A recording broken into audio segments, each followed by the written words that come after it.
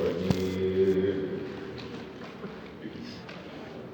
بسم الله الرحمن الرحيم الحمد لله لا علم وله الشكر ولا علم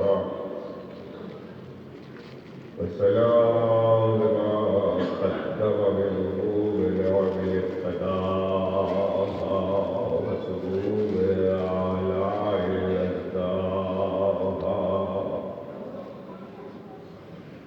والصلاة والسلام على عبده ورسوله الذي اختاره قبل أن أرسله وسماه قبل أن اصطفاه واجتباه قبل أن يبتعثه إذا الخلائق من غيب مخلوقة وبنهاية العدل مخلوقة سيدنا ومولانا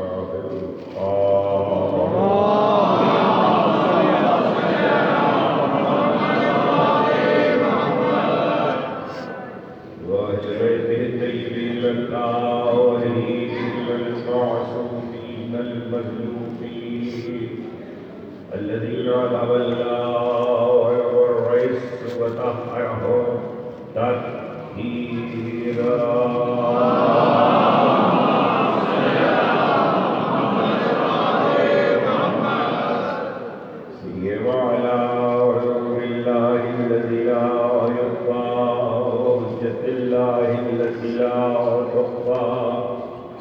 على المشتهر والمهدي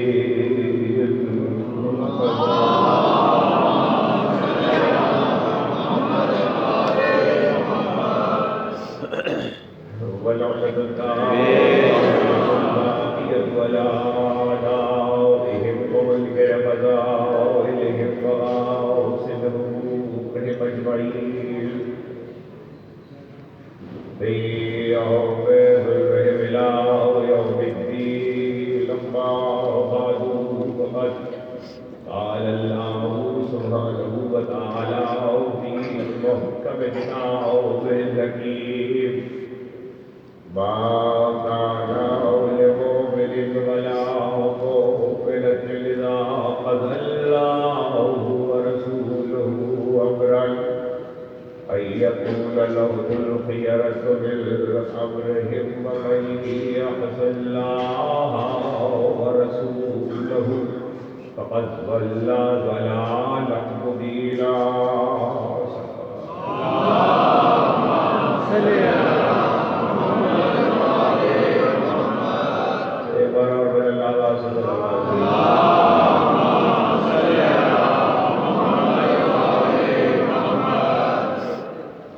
وجالس ادائے سیدۃ النساء العالمین حضرت فاطمہ زہرا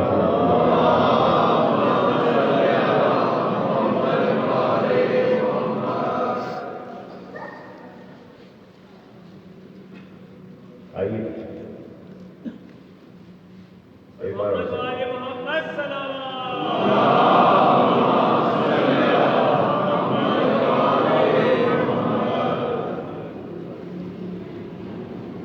سے کمسا کے سلسلے کی چوتھی مجلس ہم لوگ آج پہلے میں سماعت کروا رہے ہیں.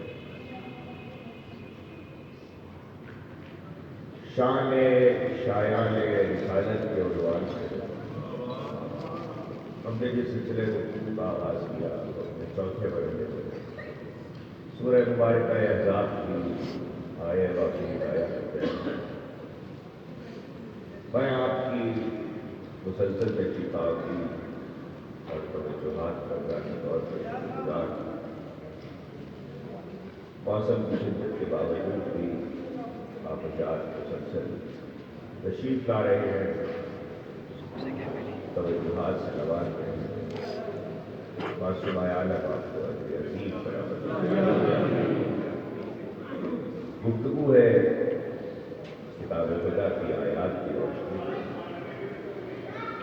اس بات پر کہ قرآن شان کیسے بیان کرتا ہے.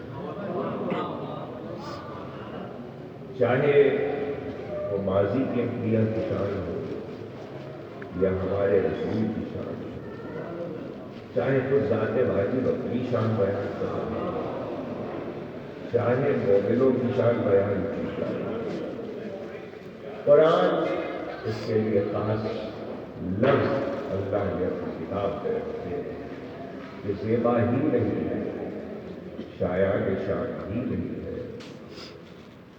کبھی خود کہا، کبھی کہلوایا، کبھی خود اس نبی نے ذکر کیا، کبھی نبی کے لیے خدا نے ذکر کیا۔ گفتگو سورہ مبارکہ یوسف کی آیت سے سورہ آل عمران کی آیتوں تک پہنچی تھی، اور سورہ یوسف کی آیت متعلق باقی تھے، اور میں نے وعدہ کیا تھا کہ حضرت یوسف جب قید خانے اور زندان میں دو قیدیوں کو تعبیر بتلاتے ہیں خواب کی، تو اس وقت اپنی اور اپنے گھرانے کی شان پہ گفتگو کرتے ہیں۔ وَاتَّبَعْتُ مِلَّةَ آبَائِیَ إِبْرَاہِیمَ وَإِسْحَاقَ وَیَعْقُوبَ، میں تو پیروی کر رہا ہوں اپنے باپ دادا آبا ابراہیم و اسحاق و یعقوب کی۔ مَا كَانَ لَنَا أَن نُشْرِكَ بِاللَّهِ مِن شَيْءٍ، ہماری تو یہ شان ہی نہیں ہے کہ ہم شرک کریں، یہ ہماری شان ہی نہیں ہے۔ ذَلِكَ فَضْلُ اللَّهِ عَلَيْنَا وَعَلَى النَّاسِ وَلَٰكِنَّ أَكْثَرَ النَّاسِ لَا يَشْكُرُونَ۔ یہ ہمارا مشرک نہ ہونا اور ہماری شان میں شرک کا ہم سے دور رہنا اور ہمارا شرک سے دور رہنا، یہ ہم پر بھی اللہ کا فضل ہے اور انسانوں پر بھی اللہ کا فضل ہے، لیکن انسانوں کی اکثریت ناشکری ہے۔ قرآن یہ کہہ رہا ہے، اور یوسف اپنی شان اور اپنے آباء و اجداد کی شان بتلا رہے ہیں۔ ایک بات دیکھیے، یہاں پہ جو لفظ قرآن کا ہے وہ یہ ہے کہ ذَلِكَ فَضْلُ اللَّهِ عَلَيْنَا وَعَلَى النَّاسِ۔ مصر میں جس وقت یوسف یہ گفتگو کر رہے ہیں عزیز مصر کے زندان میں، اس وقت یوسف تلے تنہا ہے، ایک وجود ہے، اور وہ ایک وجود یہ کہہ رہا ہے کہ ہماری شان کیا ہے، اور اس شان میں جن لوگوں کا ذکر کر رہا ہے ان میں سے باپ یعقوب یہاں نہیں ہے، وہ کنعان میں ہے، اسحاق گزر چکے ہیں، ابراہیم گزر چکے ہیں، لیکن ایک وجود بھی جو جس کے آباء و اجداد کی شان یہ ہے کہ وہ مشرک نہیں ہے، وہ ایک وجود بھی ہو تو وہ انسانیت پہ اللہ کا فضل ہے۔ وہ ایک وجود بھی ہو تو وہ انسانوں پہ اللہ کا فضل ہے۔ قرآن کہہ رہا ہے، یوسف کہہ رہے کہ میرا وجود اگرچہ ہماری شان نہیں ہے، لیکن جن چار لوگوں کا ذکر آیت میں، ان چار میں سے تو وہاں صرف ایک ہے۔ ابراہیم عملاً موجود نہیں ہے، دنیا سے پردہ کر چکے، اسحاق عملاً موجود نہیں ہے، دنیا سے پردہ کر چکے، یعقوب کنعان میں ہے۔ وہاں مصر کے اس معاشرے میں، جس معاشرے میں یہ بتلایا جا رہا ہے کہ ہم مشرک نہیں ہیں، وہاں اکیلا یوسف ہے۔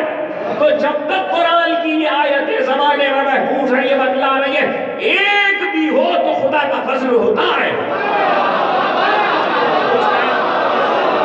ایک بھی ہو، تلے تنہا بھی ہو، واحد و یکتا بھی ہو تو خدا کا فضل ہوتا ہے، اور پورے معاشرے پر خدا کا فضل ہے۔ معلوم یہ ہوا کہ مشرک بہت سے صحیح، وہ واحد ایک ہی بہت ہے، خدا والا ایک ہی بہت ہے، اور وہ ایک بھی معاشرے پر اللہ کا، انسانوں پر اللہ کا فضل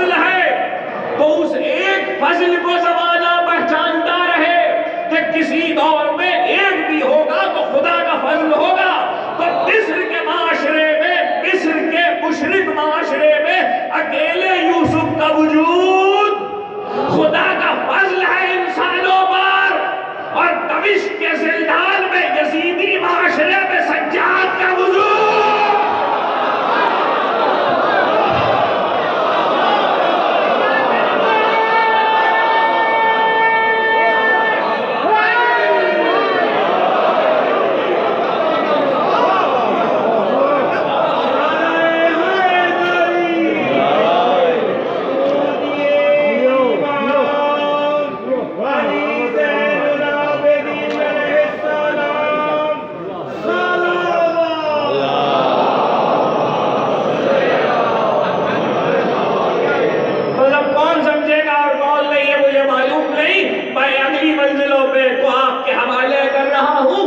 یزیدی معاشرے میں اکیلے سید الساجدین کا وجود بھی خدا کا فضل ہے، انسانوں پہ خدا کا فضل ہے۔ جملہ آپ کے حوالے، پوتا ایسا ہے دادا کیسا ہوگا؟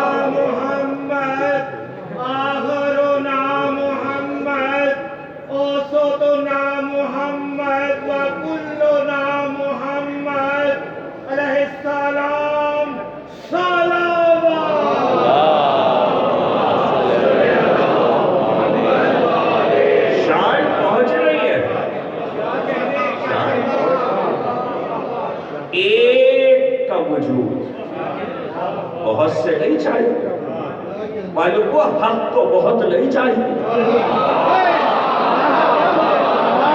ایک ہی بہت ہے، وہ ایک ہی بہت ہے۔ اب اگلا فطرہ کون جانے کون نہیں مجھے نہیں معلوم، ایک کا مقام یہ ہے، ایک کی عظمت یہ ہے، ایک کی شان یہ ہے۔ ارے کسی گھرانے میں ایک ہو تو یہ قدر ہے، اور 12 ایک جیسے۔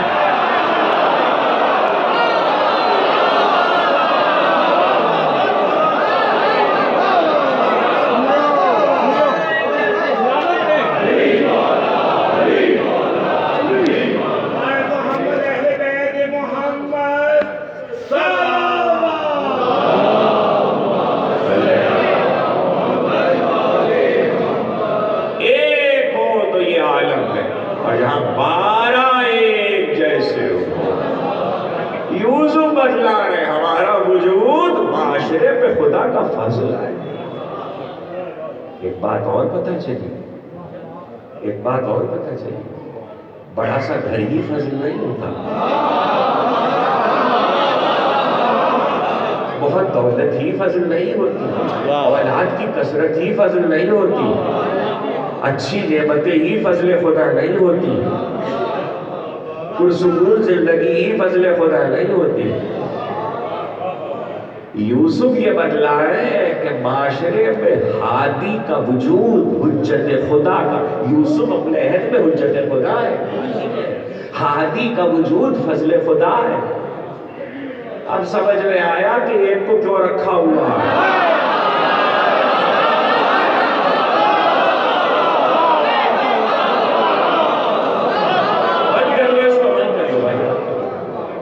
اب سمجھ میں آیا کہ ایک کو کیوں رکھا ہوا ہے۔ معلوم ہوا ایک بھی نہ رہے تو فضل خدا نہ رہے، تو ایک کا وجود فضل خدا ہے۔ تو اب کل جو امام تشریف فرما تھے ان کو یاد ہوگا کہ میں نے سورہ جمعہ پڑھتے ہوئے یہ کہا تھا کہ سورہ جمعہ مصطفیٰ کی شان میں آیا ہے، سورہ جمعہ محبوب الہی کی شان میں آیا ہے۔ تو اب اگر یہ لفظ آپ تک پہنچ ہی گیا تو اجازت ہے کہ سورہ جمعہ ہی کی ایک آیت اور پڑھ دوں۔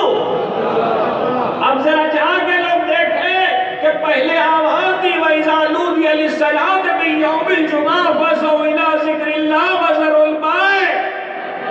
جب جمعے کے دن نماز کے لیے پکارا جائے تو دوڑو، اور جب نماز کی بات ختم کر لی تو آواز دی وَإِذَا قُضِيَتِ الصَّلَاةُ، آپ کے حوالے وَإِذَا قُضِيَتِ الصَّلَاةُ فَانتَشِرُوا فِي الْأَرْضِ وَابْتَغُوا مِن فَضْلِ اللَّهِ۔ جب نماز تمام ہو جائے تو زمین میں بکھر جاؤ اور فضل کو ڈھونڈو۔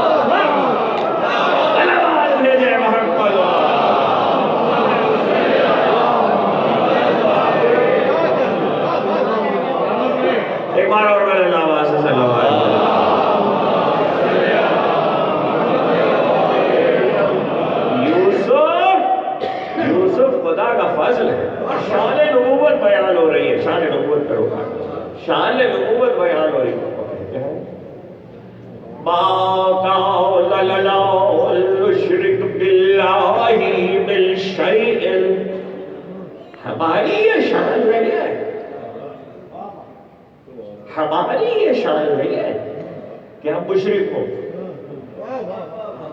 موضوع نہیں ہے، کبھی عنوان ہوا تو اس پر بات کریں گے یوسف سے ابراہیم تک، کہ قرآن کے پڑھنے والے اس پہ بھی غور کریں کہ جو نبی شرک سے بچانے آئے تھے انہیں اپنی صفائی کیوں دینی پڑی۔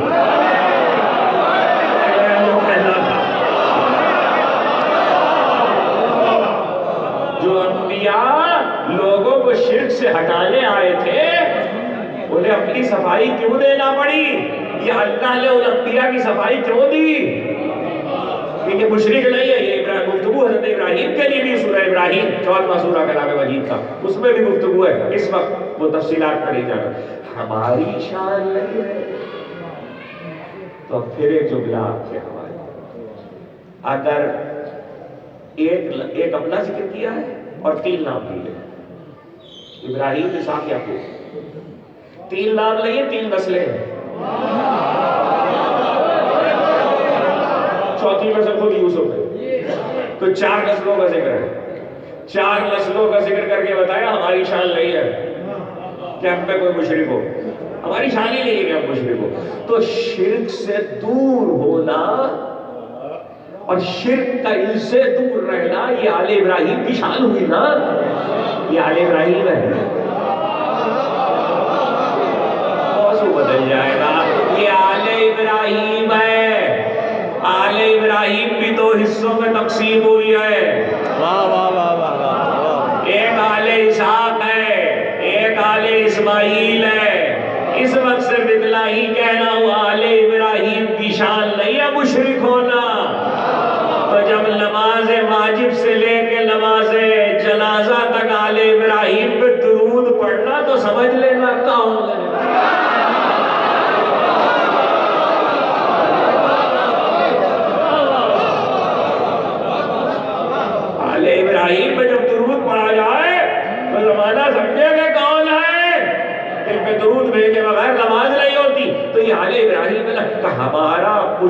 مشرک ہونا ہماری شان نہیں ہے. ارے ایک بھی، میں 4 کی تو بات ہی نہیں کر رہا کہ 4 نسلوں کی بات ہے، ایک بھی اگر ہو تو اس کی شان یہ ہے کہ شرک سے دور ہے، شرک سے دور ہے. اب جو تاریخ پڑھے بیٹھا ہے وہ سمجھے گا یوسف بڑی شان بیان کی. کچھ شکل کے پوتے ہو، کچھ شکل تو نہیں ہو.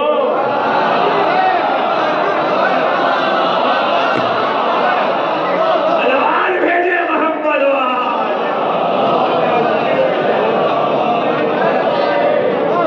ہمارے بچوں کو بھی سمجھنا چاہیے. کچھ شکل، پہلا لقب حضرت ابراہیم خلیل اللہ کا، تو یوسف کچھ شکل کے پوتے ہیں. ایک آئے جو شرک سے دور ہو شجروں میں تو فضل خدا ہے. ایک آئے جو شرک سے دور ہو تو فضل خدا ہے. جس کی شان نہ ہو فضل خدا ہے. جس کی شان شرک سے دور رہنا ہو فضل خدا ہے. ایک ہو تو فضل خدا ہے. اور جس کی پیشانی پہ بت شکل آ رہا ہو، جس کی گود میں بت شکل آ رہا ہو، دوسرے پہلے بت شکل کو جانا ہے، دوسرے کو نہیں جانا. دوسرے بت شکل کو زمانے میں نہیں جانا.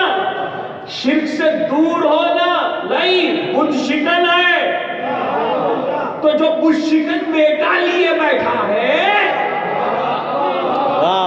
وہ ابو طالب علی کو گود میں لیے نہیں بیٹھا، فضل خدا لیے بیٹھا.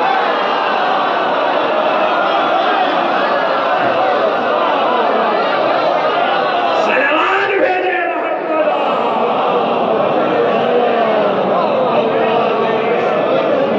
جناب ابو طالب اولاد ابو طالب علیہ السلام.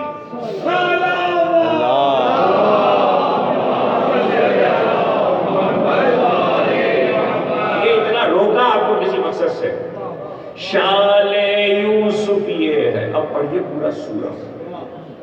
الفضل ما شہدت بہ الاعداء، فضیلت وہ ہے جس پہ دشمن گواہی ہے. سورہ یوسف پڑھیے. 4 مقامات ہیں، توجہ کیجیے. 4 مقامات ہیں، لفظ بدلے ہیں، مفہوم نہیں بدلا. ایک جگہ عزیز سے کہا، ایک جگہ مصر کی عورتوں سے کہا، 2 جگہ اعتراف کرتے ہوئے کہا. چاروں جگہ فقرہ زلیخا کا ہے، اور فقرہ زلیخا کا ہے یوسف کے لیے، اور یوسف کے لیے کہا گیا ہے. لفظ بدلے ہیں، مفہوم نہیں بدلا. ایک جگہ پر ایک ٹکڑا زیادہ ہے، ایک جگہ پہ ایک ٹکڑا نہیں ہے. میں آپ کو دونوں سنا دیتا ہوں. باقی 2 جگہوں پر اسی کے مثل ہے. جب دروازے کھولے یوسف باہر آئے، عزیز نے دیکھا، زلیخا پیچھے. تفصیل آپ کے علم میں ہے. عزیز کو دیکھ کر زلیخا نے جو کچھ کہا وہ کہا، لیکن جب مصر کی عورتوں نے کہا اور بعد میں زلیخا نے اعتراف کیا تو اللہ نے زلیخا کے اعتراف کو قیامت تک کے لیے قرآن میں رکھ دیا.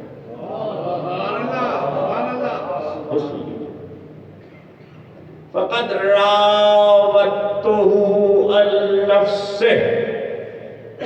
چونکہ شان نبوت کا مسئلہ اس لیے بہت احتیاط سے میں جمع کروں. اگرچہ راودتو کا مطلب یہاں پر ہے النفس کا مطلب مرغلانا ہے، لیکن چونکہ ایک نبی کا ذکر ہے اس لیے میں مرغلانے کا لفظ استعمال کر سکتا ہوں. توجہ کیجیے گا. میں یہاں پر بہت احتیاط سے جو محتاط لفظ ہے وہ یہ ہے کہ زلیخا نے کہا کہ میں نے ہی اس کو اپنی جانب راغب کرنے کی کوشش کی تھی. فاستعصما. جو لوگ تھوڑی سی عربی جانتے ہیں وہ جانتے ہیں کہ اس میں الف سین تے جو ہے وہ باب استقلال اور باب استفعال کا ہے، اور عین صاد میم قسم. فاستعصم، جس کا سیدھا سیدھا ترجمہ یہ کہ پہلے ہی اسے اپنی جانب راغب کرنے کی کوشش کی تھی، یہ اپنے آپ کو بچا کے لیا۔ یہ منزل پہنچنا بہت ضروری ہے تاکہ شان نبوت پہنچ جائے۔ یوسف جیسا نبی 4 مقامات پر اللہ نے اعتراف رکھ دیا زلیخا کا، اس زلیخا کا جس کے لیے قرآن نے بکر اور چلتر کا لفظ استعمال کیا۔ اس زلیخا نے یہ اعتراف کیا کہ سارے بکر و چلتر کی کوشش کے باوجود میرا مار کارگر نہیں ہوا۔ اس کا مطلب یہ ہے کہ جب تک سورہ یوسف قرآن میں رکھا ہوا ہے یہ بتلا رہا ہے کہ مکر و چلتر و فریب کی دنیا ساری کوششیں کر لے، جسے بہکا دیا جائے وہ نبی نہیں ہوتا۔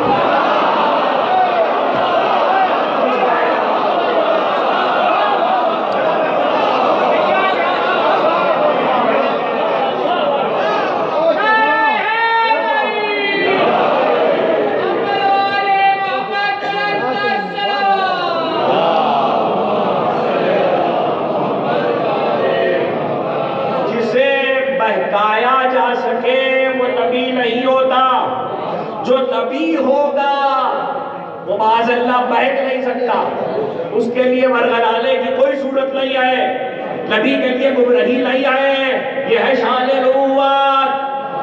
اب جو 4 مقامات میں سے 2 مقامات پر زلیخا نے لفظ استعمال کیے ہیں وہ سن لیجئے۔ ایک جگہ میں اس نے کہا کہ فقد راودتہ عن نفسہ فاستعصم میں الف سین تے ہے باب استفال عربی کا، اور عین صاد میم اس کا اصل لفظ ہے۔ عین صاد میم ہی وہ لفظ ہے جس سے لفظ ہے عصمت۔ یعنی میں یہاں پہ بالکل ٹیکنیکل ترجمہ کروں تو وہ یہ ہے کہ پہلے اسے اپنی جانب راغب کرنے کی ساری کوشش کر لی، یہ تو معصوم نکلا۔ آپ سمجھ رہے ہیں میں کیا کہہ رہا ہوں؟ یہ تو معصوم نکلا۔ یہاں معصوم ہماری اردو کا نہیں ہے جو ہم اکثر بھولنے کے معنی میں استعمال کرتے ہیں، یہ وہ معصوم نہیں ہے، یہاں معصوم ہے ٹیکنیکلی۔ اس کا مطلب یہ ہے کہ معصوم پہ چلتر کا بار نہیں چلتا،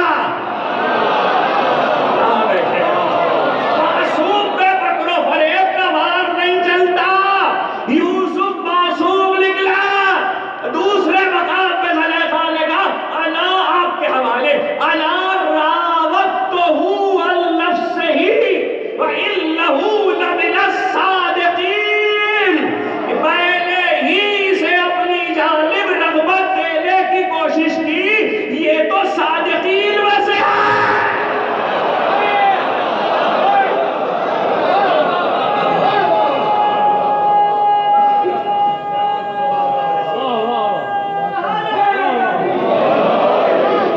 آدھی کے آل محمد علیہ السلام صلوات۔ ایک شاندار صلوات بھیجیے بلے نواز۔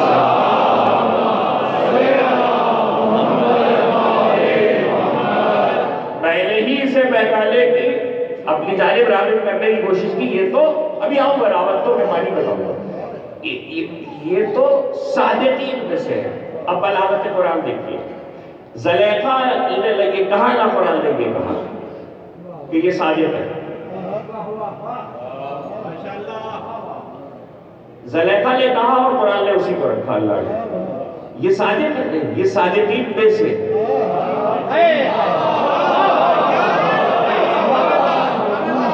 یہ آج تھوڑی سی منزل دقیق ہوگی آپ کے لیے، یہ صادقین میں سے۔ یہ جمع کا صیغہ کیوں لایا گیا؟ اس میں کیا بلاغت ہے؟ پہلی بلاغت تو یہ ہے کہ قرآن یہ بتلا دے کہ صادقین کیسے ہوتے ہیں۔ صادقین کیسے ہوتے ہیں، مطلب کیسے ہوتے کا کیا مطلب ہے؟ یہاں بالکل بات صاف ہے۔ اب قیامت تک کبھی بھی صادقین کی تلاش میں نکل جانا تو یوسف سے زیادہ کے درجے پہ تو مل سکتے ہیں، کم کے درجے پہ نہیں ملے.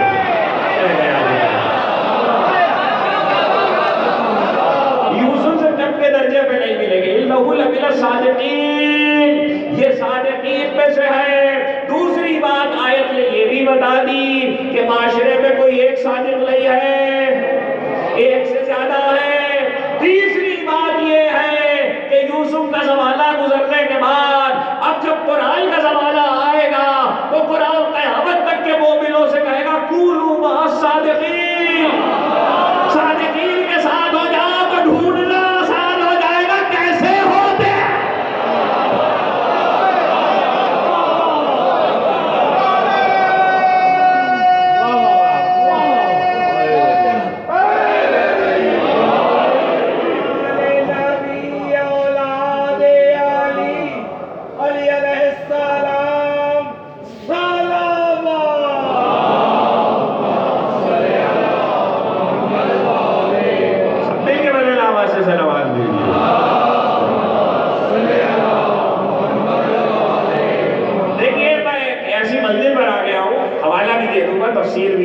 حدیث بھی بیان کر دوں گا، پہلے یہ منزل سن لیجئے کہ اگر صادقین کی تلاش ہو جائے تو پھر کرائٹیریا یاد رکھیں. اب دونوں آیتوں کو ملا کے پڑھیے. فقد راودتہ عن نفسہ فاستعصمہ، یہ تو معصوم نکلا. دوسری آیت کیا کہ انا راودتہ عن نفسہ انہ لمن الصادقین، یہ تو صادقین میں سے ہے. اس کا مطلب یہ ہے کہ دونوں آیتوں نے برابر برابر یہ بھی بتا دیا معصوم نہیں ہوگا تو صادقین میں سے نہیں ہوگا.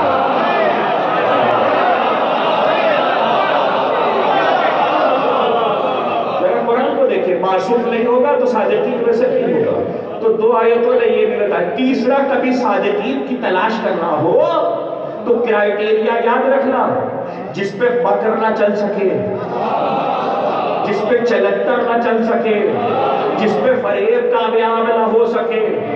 تو پھر تاریخ میں ایسے کو ضرور ڈھونڈنا جو ممبر پہ بلند ہو کے کہے مجھے دھوکہ نہیں دیا جا سکتا.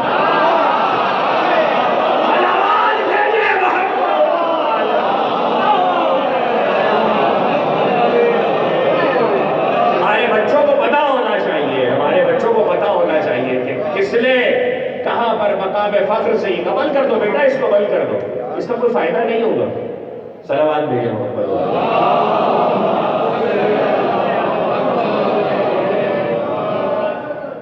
ہمارے بچوں کو یہ پتا ہونا چاہیے کہ کہاں پر مقام فخر پہ کس نے کیا کہا. اب دوسری بات سنیے، تفسیر کبیر میرے مسلک سے تعلق ہے. علامہ فخر الدین رازی، علامہ فخر الدین رازی نے صادقین کے سلسلے کی آیت میں یہ بات لکھی ہے کہ ابھی آپ کے حوالے اتنے مطالب پہنچ گئے. قرآن اگر یہ کہہ رہا ہے کہ کونوا مع الصادقین، صادقین کے ساتھ ہو جاؤ، تو کیا حکم صرف اس دور کے لوگوں کے لیے تھا؟ 2021 والوں کے لیے نہیں ہے، قیامت تک والوں کے لیے نہیں ہے. تو ہر دور کے مومنوں کو حکم ہے کہ صادقین کے ساتھ ہو جاؤ. اللہ اس چیز کا حکم نہیں دیتا جو ممکن نہ ہو. جب اللہ نے حکم دیا ہے اس کا مطلب ہے ہر دور میں کم سے کم ایک صادق ضرور ہوگا.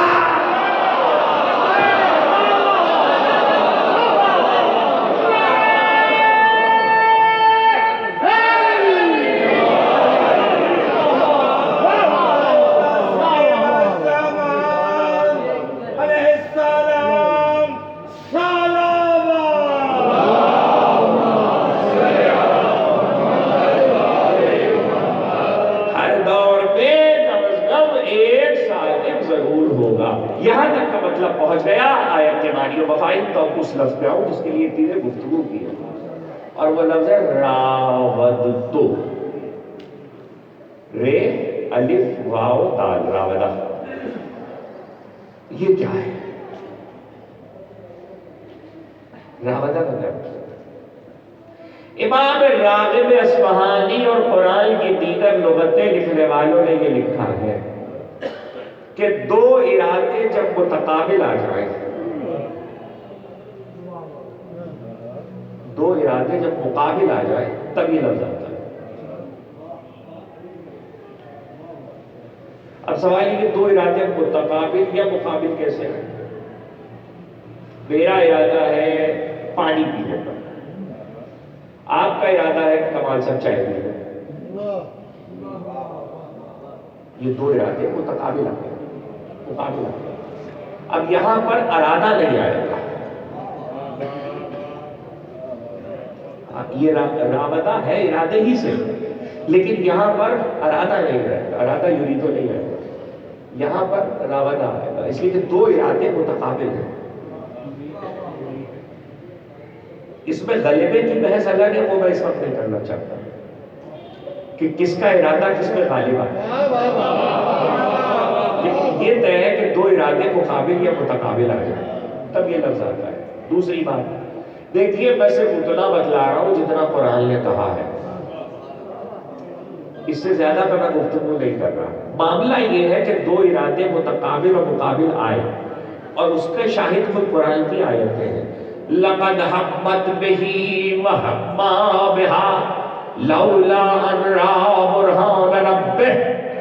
ایک تہیا، ایک ارادہ زلیخا نے کیا، ایک ارادہ یوسف نے کیا.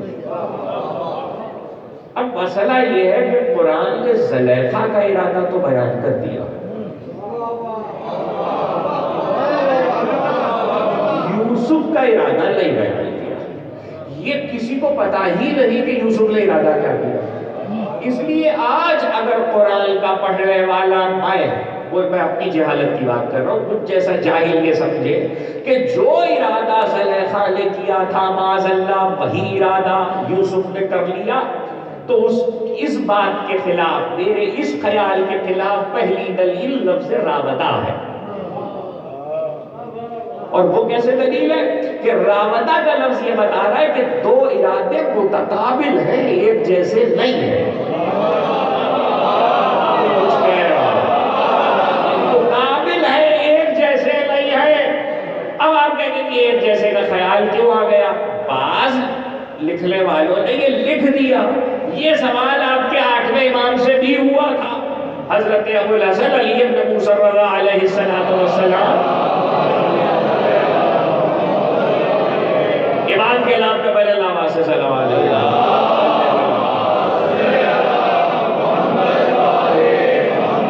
دیکھیے، آج میں نے جیسا کہ آپ سے کہا کہ 3 دن کی گفتگو کے بعد آج مطالب کچھ دقیق ہے. میں بھی کراچی میں بات کر رہا تھا اور پاکستان کے دوسرے شہروں میں، اسلام آباد میں بھی، تو میں نے یہ کہا کہ یہ جب دقیق گفتگو، دقیق کا مطلب مشکل گفتگو یا مشکل مطالب منبر سے بیان ہوتے ہیں، تو اکثر لوگ شکوہ کرتے ہوئے پائے جاتے ہیں کہ بہت مشکل تقریر تھی. مگر میں آج ایک اور بات کر رہا ہوں، پہلے میرے بچے اسے محفوظ کرتے ہیں. یہاں اساتذہ بھی تشریف فرما ہوں گے اور اساتذہ نہ بھی تشریف فرما ہوں جنہوں نے اپنی زندگی بچوں کو پڑھانے میں گزاری ہے. تو پڑھنے والے تو ہیں، اسکول سے گزرے ہوں گے، کالج سے گزرے ہوں گے، یونیورسٹی سے گزرے ہوں گے. پاکستان کی تاریخ میں، یہ دنیا کی تاریخ میں آپ کے پاس کوئی مثال اپنی اسٹوڈنٹ لائف کی، طالب علمی کے زمانے کی یا کہیں کی کوئی موجود ہے کہ کسی طالب علم نے جا کر اپنے اسکول کے استاد سے، ٹیچر سے، یا کالج میں یا یونیورسٹی میں لیکچرر سے یا پروفیسر سے کہا سر بہت مشکل ہے، سلیبس بدل دیجیے؟ میں کچھ کہہ رہا ہوں، جو آپ پڑھا رہے ہیں وہ بہت مشکل ہے، سلیبس بدل دیجیے. اول تو اس کی کوئی مثال نہیں ملتی کہ کسی نے جا کے کہا ہو، اور اگر کسی نے کہا بھی ہوگا تو اس کا حتمی جواب یہی آیا ہوگا کہ سلیبس کے بارے میں تو نہیں، آپ کے بارے میں سوچ سکتے ہیں. سلامات بھیجے محمد والے کو. سلیبس کے بارے میں تو نہیں، آپ کے بارے میں سوچا جا سکتا ہے کہ آپ کا ہی تبادلہ نہ کر دیا جائے. تو معلوم یہ ہوا کہ سلیبس کے بارے میں کتنا ہی مشکل ہو جائے، کبھی طالب علم یہ نہیں کہتے کہ سر بہت مشکل ہے، سمجھ میں نہیں آ رہا، جبکہ اس سلیبس پہ شفاعت کا انحصار نہیں ہے، اس سلیبس کا آخرت سے تعلق نہیں ہے۔ اگلا لفظ کہوں، اس سارے سلیبس سے آپ کی علمی قابلیت تو بڑھ رہی ہے، اس کے لیے آپ کو کوئی مشکل حل کرنے والا ضرور چاہیے ہے، لیکن اس سلیبس کا کمال یہ ہے کہ یہ ہے ہی مدح مشکل کشا میں۔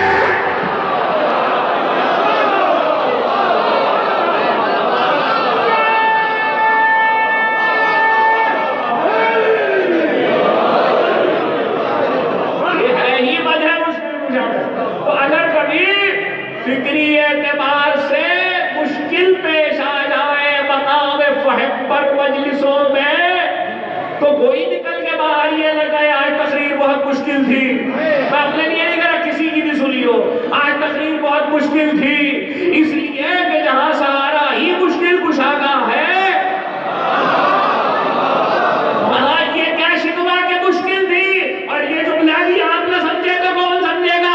اگر مشکل ہی تھی تو یہی بیٹھ کے کہہ دیتے مولا سمجھا دو۔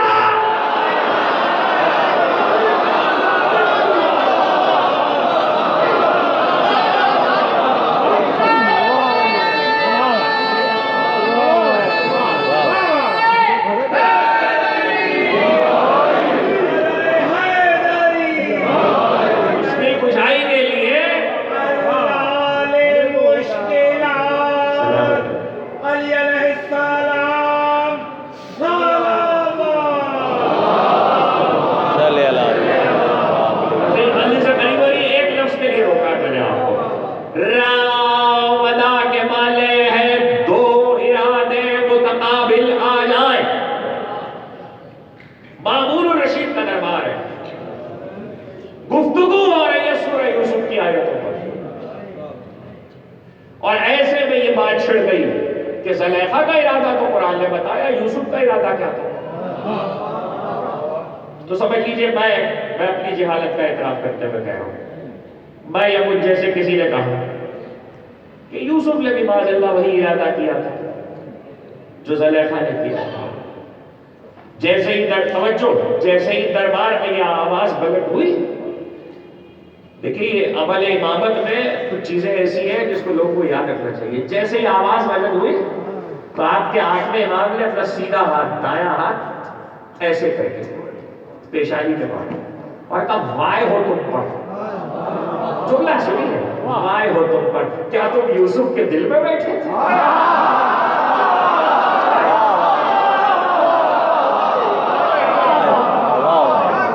کیا تم یوسف کے دل میں بیٹھے تھے؟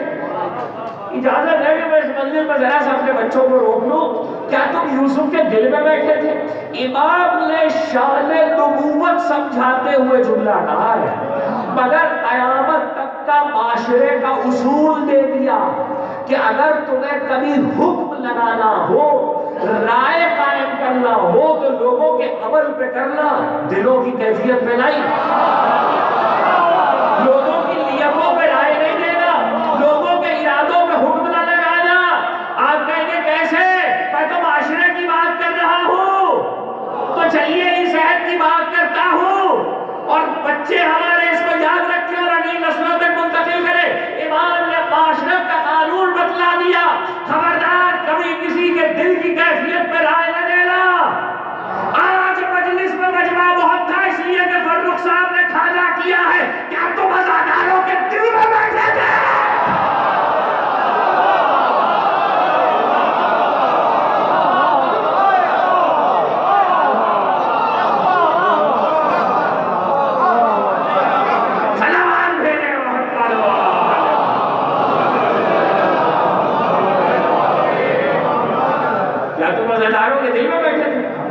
کوئی کسی کی قلبی کیفیت پر آئے لگے حضرت کا کیا تم یوسف کے دل میں بیٹھے؟ اب برحال کیا کہہ رہا؟ بس ہو گئی گفتگو، ایک لفظ میں تو روکا ہے راوتہ عن نفسہ، میں نے ہی اسے ترغیب دینے کی کوشش کی، مگر یوسف کا ارادہ کتنا مضبوط نکلا، اتنا مضبوط ارادہ ہے کہ مقابل آیا ہوا چلتر و بکر و فریب کا ارادہ دم توڑ گیا. سارے مصر کی عورتیں ایک ہو گئی مگر ارادہ دم توڑ گیا. نبوت کا ارادہ اگر زمانے کے بکر سے ٹکرا رہا ہو، تلے تنہا بھی ہو، اکیلا ارادہ نہ ہو، متقابل ہو، تب اتنا مضبوط ہوتا ہے. نبی کا ہو تو اتنا مضبوط ہوتا ہے. جہاں مقابل میں کوئی ارادہ ہی نہ ہو، اس ارادے کی کیا تعریف کروں. اللہ کا ارادہ ہے کہ رزق کو تم سے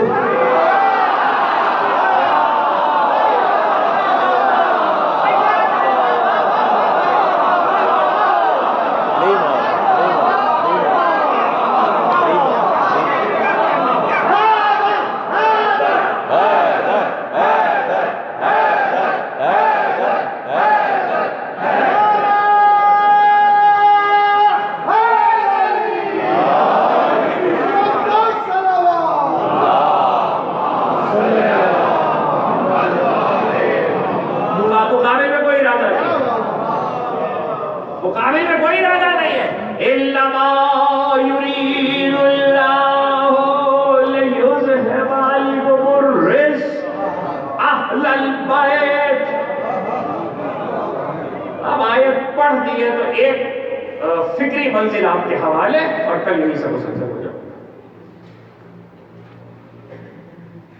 آیت اگر کسی ہمارے بچے کو لفظ بلفظ نہ بھی یاد ہو تو بہرحال اس کا مفہوم تو یاد ہوگا، حالانکہ یاد ہونا چاہیے. انما یرید اللہ لیذھب عنکم الرجس اہل البیت. آیت کی پہلی خصوصیت یہ ہے کہ اس میں تخاطب ہے. تخاطب کا مطلب ہے خطاب. خطاب کے بہت سے طریقے ہیں. اے لوگو، اے انسانوں، اے مومنوں، اے آزاداروں، یہ سب خطاب کے طریقے ہیں. اچھا لفظ خود بتلا دے گا کون اندر ہے کون باہر ہے. مثال کے طور پر میں نے کہا اے انسانوں، حیوانات باہر چلے، ان کا کوئی تعلق نہیں ہے، وہ اس کتاب میں ہے ہی. میں نے کہا اے مسلمانوں، کافر اور مشرک اس میں ہے ہی. اللہ نے کہا اے مومنوں، منافق اس میں ہے ہی. میں نے کہا اے آزاداروں، جس کا آزاداری سے رشتہ نہیں ہے وہ ہے ہی. تو تخاطب کا تو کمال ہی یہی ہے، خطاب کا تو کمال ہی یہی ہے. ایسی بات آپ کے حوالے کر رہا ہوں اور اس کو میرے بچے محفوظ کریں. خطاب کا تو کمال ہی یہی ہے کہ جس کو خطاب کیا جا رہا ہے اس کے سارے افراد موجود ہیں. اب اس سے پہلے کہ میں اگلا جملہ دوں آپ سے ایک سوال کر رہا ہوں. یہ بتائیے کہ آیت یہ کہہ رہی ہے انما یرید اللہ لیذھب عنکم الرجس اہل البیت. اے اہل بیت، آپ کے گھر میں قرآن مجید کا کسی مسلک کا ترجمہ پایا جاتا ہو، اگر اس میں جہاں بھی آیت کا ترجمہ جہاں سے شروع ہو رہا ہے یا اے اہل بیت شروع میں لکھا ہوگا یا درمیان میں لکھا ہوگا، بس یہی فرق ہوگا، ورنہ خطاب میں اے اہل بیت ہے. اے اہل بیت، اللہ کا ارادہ ہے کہ تم سے رزق کو دور رکھے. خطاب کیا اہل بیت. آپ سے یہ پوچھنا ہے، شیعہ مسلک کے سارے بچوں سے یہ پوچھنا ہے کہ یہ بتائیے کہ اس لفظ میں مصطفیٰ ہے کہ نہیں ہے؟ تقریر ختم ہو رہی ہے. بہت ٹیکنیکل بات آپ کے حوالے کر رہا ہوں. اس لفظ میں مصطفیٰ ہے کہ نہیں ہے؟ اتنی سوچ بچار کیوں ہو رہی ہے، اتنی فکر کیوں ہے؟ بولے یہ تو بالکل حتمی بات ہے نا، طے شدہ بات ہے کہ مصطفیٰ ہے. اس میں دوسری کوئی رائے نہیں ہے. محبوب الہی کی ذات لفظ اہل بیت میں یہاں خطاب میں شامل ہے، اس لیے کہ اگر رسول خطاب میں شامل نہ ہوتے تو رسول کا ذکر الگ سے ہوتا. تو رسول لفظ اہل بیت پر خطاب میں شامل ہے. اس کا مطلب یہ ہے کہ لفظ اہل بیت آیہ تطہیر میں جہاں آیا ہے وہاں پہ ذات رسالت لفظ اہل بیت میں ہے. توجہ، ذات رسالت لفظ اہل بیت میں ہے. جب ٹیکنیکلی آیہ تطہیر میں ذات رسالت لفظ اہل بیت میں ہے، تو میں اگر اردو میں یہ کہتا رہوں مصطفیٰ کے اہل بیت، تو اس کا کیا مطلب ہے؟ سوچتے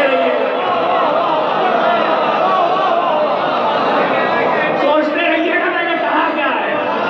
یہ ایک جملے میں مقالے لکھے جا سکتے ہیں اور کتابیں لکھی جا سکتی ہیں کہ جب اہل بیت کا لفظ میں خود ذات رسالت شامل ہے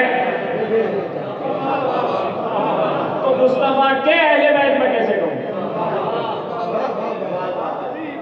اس میں کتنے مطالب ہیں، اس پر پھر کبھی بات کریں گے۔ آج تو آیت پڑھی ہے تو ایک غور و فکر کے لیے ایک مرحلہ حوالے کر دیا۔ کل یہ محمد علی صاحب کے گھر کی مجلس میں کہہ رہا تھا کہ میں اس سال محرم کے ایام رضا کی مجلسوں سے بچوں کو ہوم ورک دے رہا ہوں،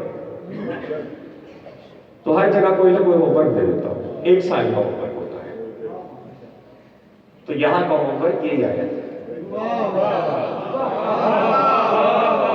بس یہ جو جملہ میں نے کہا ہے فکری اعتبار سے اس ٹیکنیکل بات میں غور کریں ہمارے بچے، اور سال بھر ہوم ورک کریں اور اس پر مطالب ڈھونڈیں اور تلاش کریں اور اگلے سال یہی بات کریں۔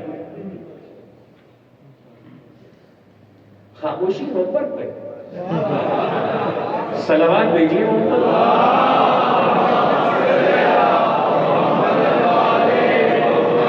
انشاءاللہ، صلوات بھیجیے۔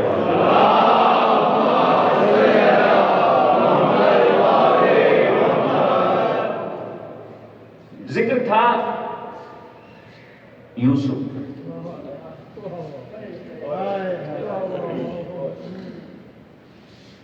یعقوب کا بیٹا بچھڑ گیا تو تاریخ اور روایات کے مطابق، مسالک اسلامی کی کتابوں کے مطابق 80 برس پھر آپ کے یوسف روئے، اور اتنا روئے کہ آنکھیں کو رو۔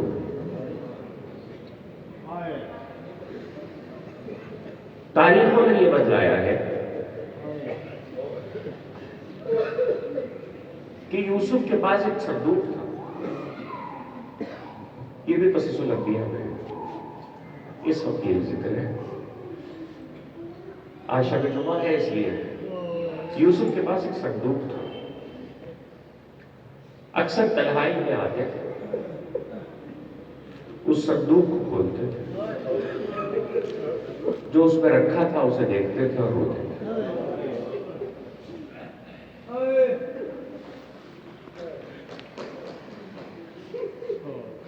اس میں کیا تھا یہ بھی تاریخ لگتی ہے۔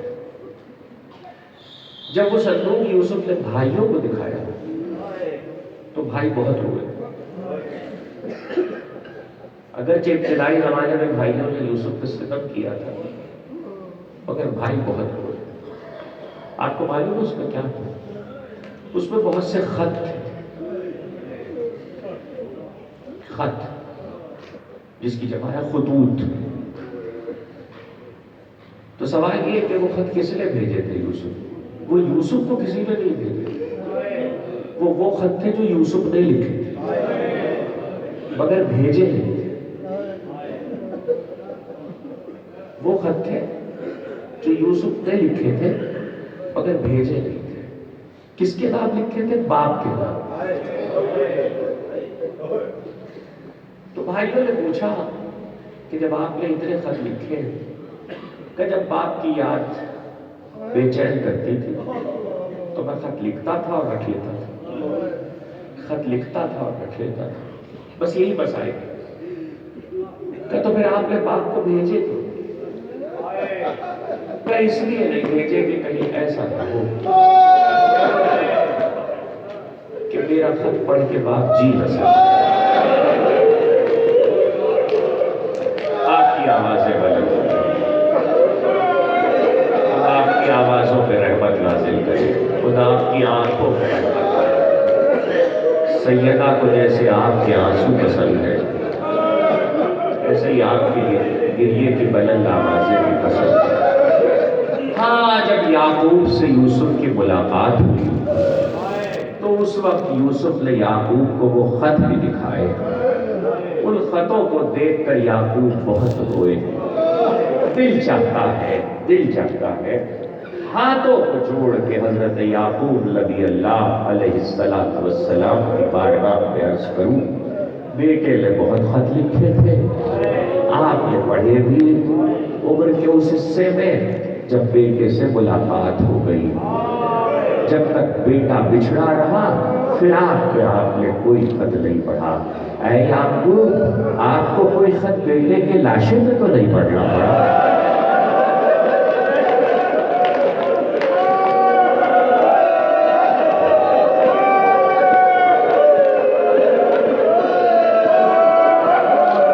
خدا کی آنکھوں پہ رحمت نازل کرے.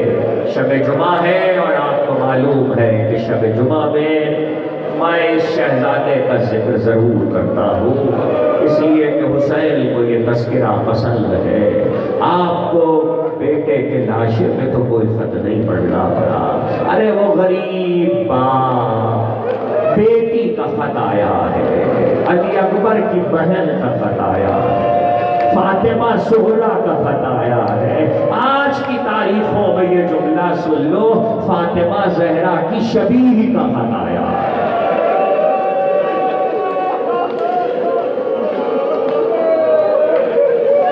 فاطمہ زہرا کی شبیہ کا خط آیا ہے.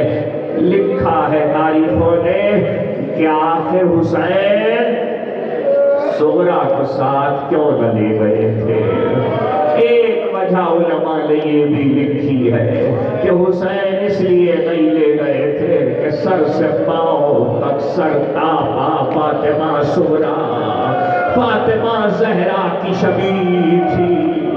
حسین نے نہ چاہا کہ میرے بعد میری ماں کی تصویر بازار اور درباروں میں بے مغلب.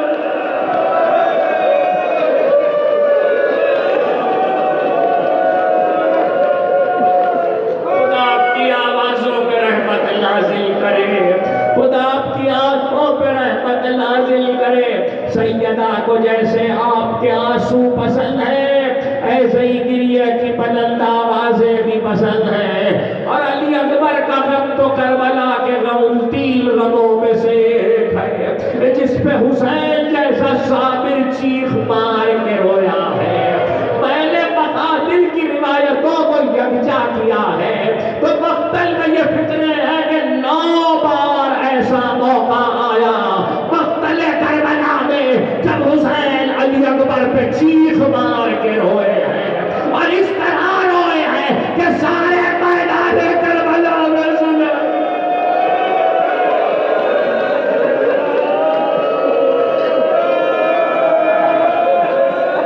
خدا آپ کی آوازوں پہ رحمت نازل کرے، خدا آپ کی آنکھوں پہ رحمت نازل کرے. سیدہ کو جیسے آپ کے آنسو پسند ہے، ایسے ہی گریہ کی بلند آوازیں بھی پسند ہیں. ازاداروں تاریخیں نہ ہوتی تو نہ کہتا علی اکبر اس گھرانے کا وہ شہید ہے جس نے اپنے بزرگوں سے صرف فضیلت کے ورثے نہیں پائے، مصیبت کے ورثے بھی پائے ہیں. جاؤ جا کے تاریخ میں پڑھو، طائف میں جب محبوب خدا تھے تو کافروں اور مشرکوں نے رسول کو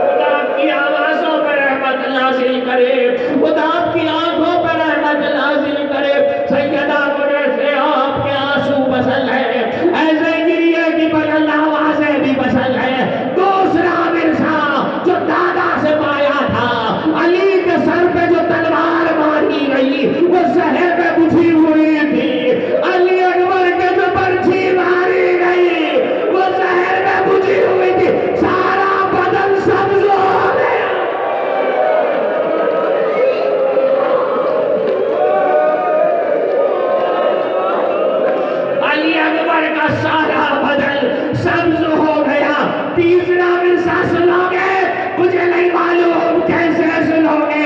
تیسرا ورثہ یہ ہے کہ چچا حسن کا ورثہ پایا، پرچی کلیجے میں لگی تو مگر کلیجہ ٹکڑے ٹکڑے ہو گئے۔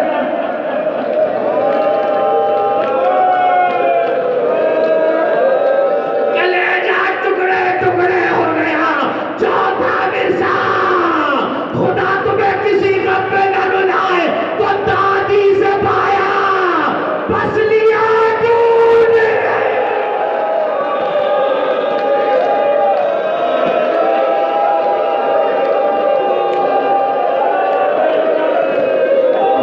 پہلو شکستہ، خدا کی آوازوں پہ رحمت نازل کرے۔ پانچواں ورثہ سنو گے، پانچواں ورثہ یہ ہے کہ سارا مختلف کربلا پڑ جاؤ، کل 2 لاشیں ہیں، 2 لاشیں جن پہ زینب آئی ہے، جن پہ زینب آئی ہے۔ ایک بھائی کا لاشا، ایک علی اکبر کا۔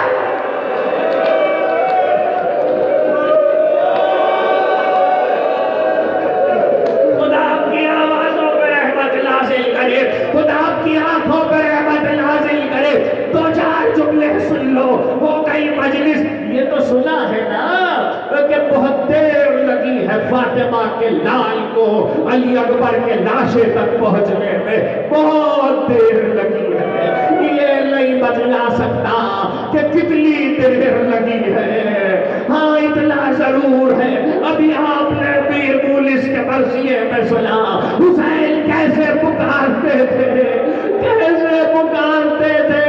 بہت دیر لگی، مگر میں نے جتنے مقاتل و کتابیں دیکھی، جاتے میں تو بہت دیر لگی تھی، مگر حسین نے لاشا بہت جلدی اٹھایا اور تیزی سے لے کر آئے۔ وجہ معلوم ہے کیوں؟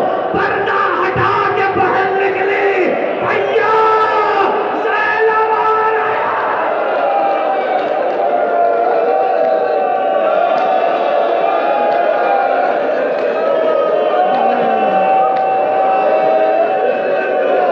بھیا زینب آ رہی ہے۔ حسین لاشے کو لے کر آئے، بہت تیز لے کر آئے۔ 2 جملے سن لو، ہو گئی مجلس۔ لٹا ہوا اہل حرم کا قافلہ 1 سال کی قید کے بعد رہا ہو کے مدینے پہنچ گیا، اور مدینے آنے کے بعد جب پہلی عید آئی، پہلی عید، تو بنی ہاشم کی بیویاں سروں پہ چادریں ڈال کے نبی کے روضے کی طرف چلی اور پکارتی تھی، یا رسول اللہ آپ کا نواسا مارا گیا، یا نبی اللہ آپ کا حسین مارا گیا۔ ایسے میں ایک بیوی بنی ہاشم کے محلے سے کلیزوں کے جھرمٹ میں نکلی، راہ میں آ کر چارہ پہ ماتم کرتی ہوئی بیٹھ گئی۔ راہ پجما ہو گیا۔ راوی کہتا ہے پہلے کلیز کو